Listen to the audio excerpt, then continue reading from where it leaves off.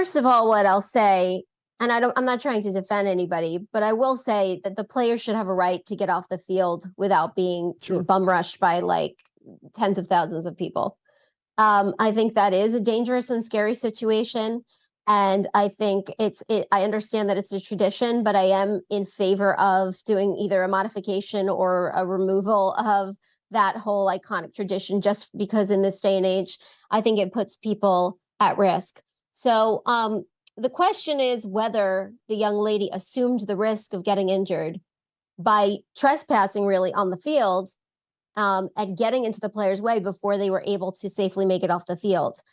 I think that it was ridiculous that the player hit her. If you watch the video, it was clearly unwarranted. It wasn't like she antagonized him in any way. She was simply following the crowd onto the field, which she shouldn't have been doing.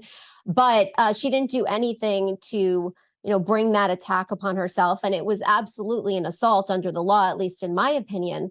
It doesn't look like she's going to file any charges, but I thought that it was absolutely irresponsible of Nick Saban not to take some sort of action to try to deter that type of conduct, because by not doing anything, he's really complicit in saying or sending the message, at least, that that's okay. That a huge football player can strike a young woman in the head.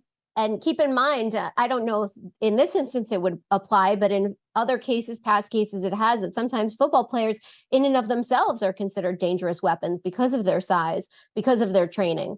So she could have been seriously injured. The head is obviously a sensitive place, and football players know that best. So if there was any type of physical injury, she could take action if she ever wanted to. But I think without any type of a serious injury, because she was somewhere that she wasn't supposed to be, it would be a little bit of a trickier case to win.